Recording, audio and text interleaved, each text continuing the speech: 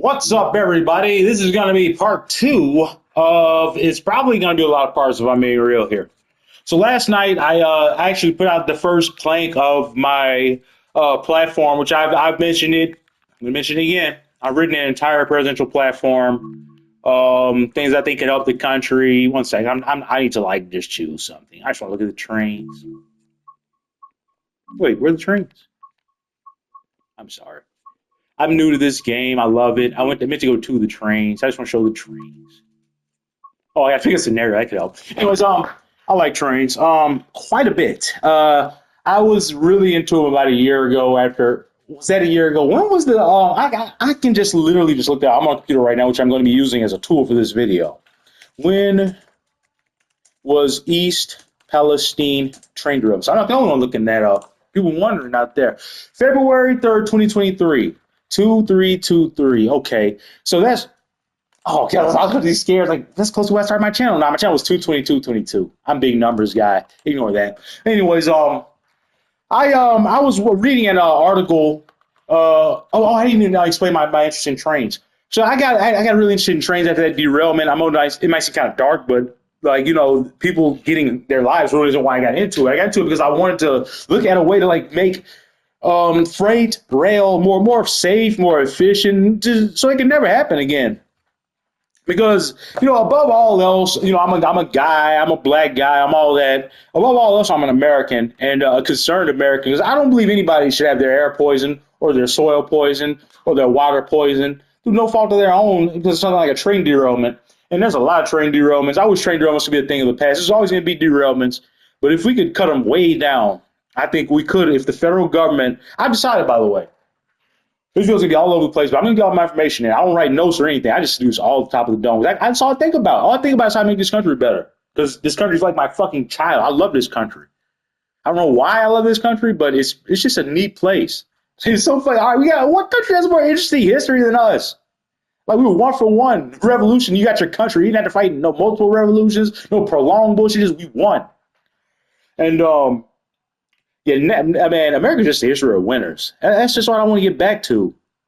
And we're not going to talk about people. We're going to talk about Woodrow Wilson. We're not going to talk about his racism or any of that. Just him as an American president and how efficient he was when he nationalized rail and how it modernized rail, which is what I want to do.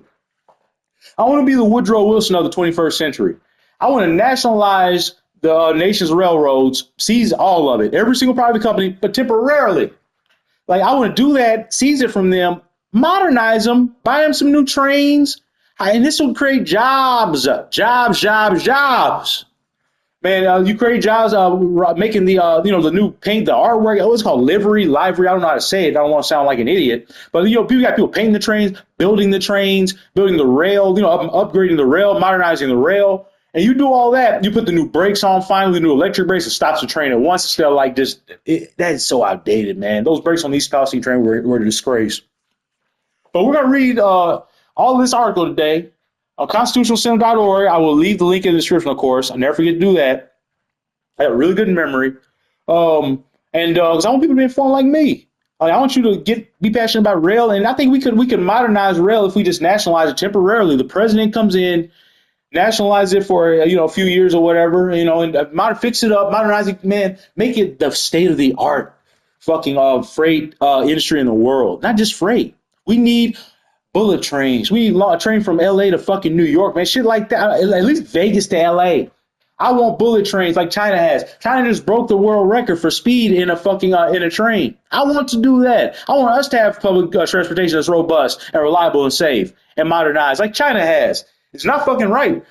I mention it all the time. China is the number one adversary to me. I'm not naive about that. I don't go, China, we can work with them. I don't want to work with China.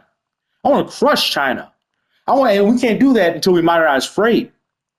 Okay, anyway, let's start reading this article. I don't care about China. I'm an American supremacist. Yeah, it might sound bad to say, I don't care.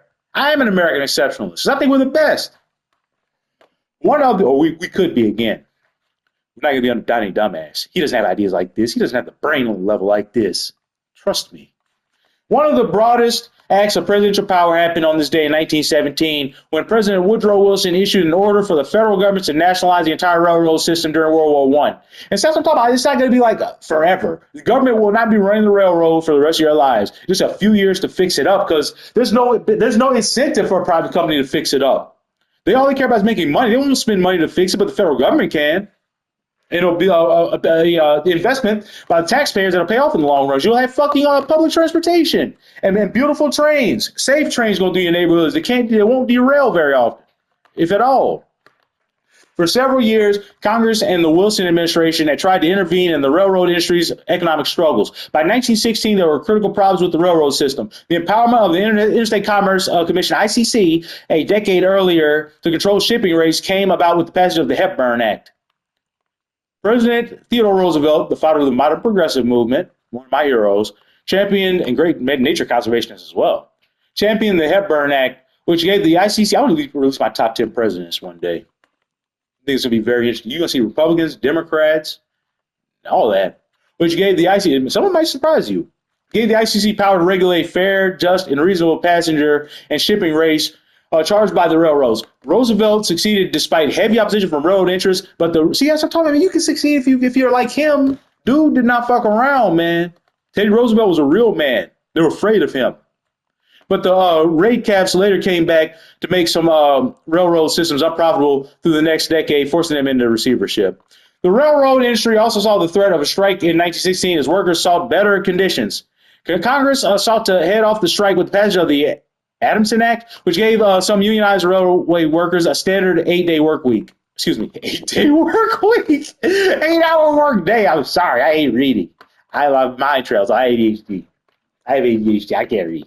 However, railroad owners balked at honoring the 8-hour workday because, of course, that's why you have to make them do it. The president's the most powerful man in the world. What are you going to say no to the president? How about show up at your fucking job? How about I arrest you? You got an army? I do.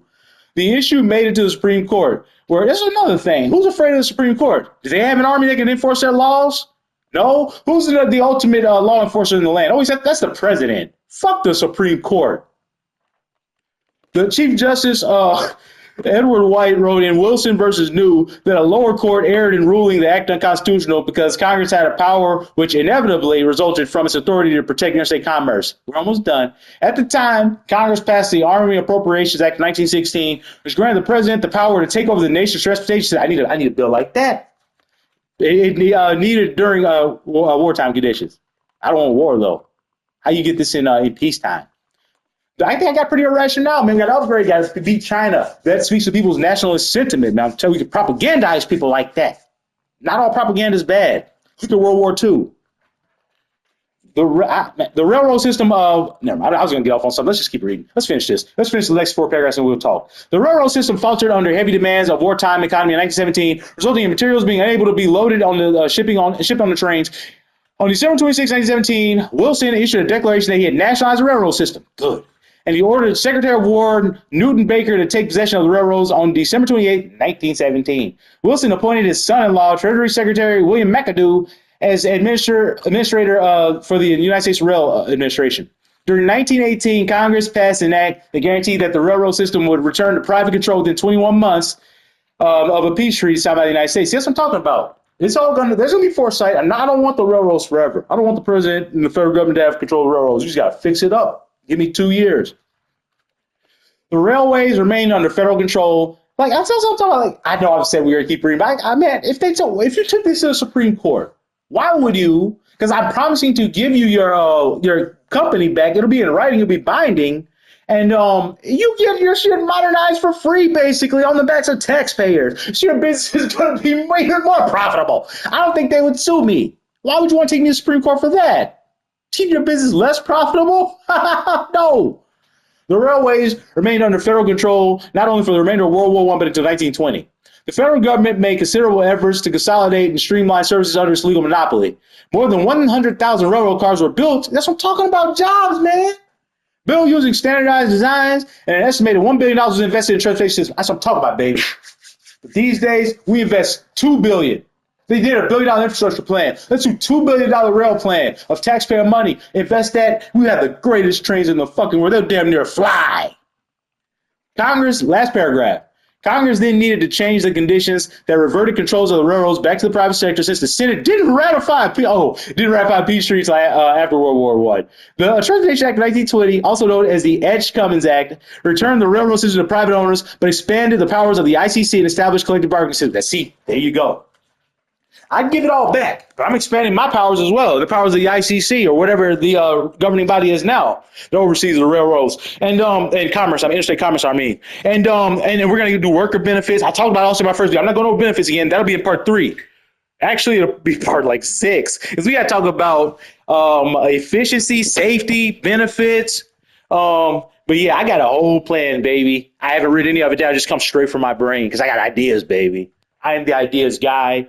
And I want to be president of this country one day because I feel like I'm smart enough and ruthless enough and driven enough and creative enough and love America enough to give us the future we deserve. We could actually live in the 21st century like China's doing, man. China breaking that speed record broke my pride. It hurt me really bad because that could have been us, but it's not, and it never will be until we modernize rail in this country.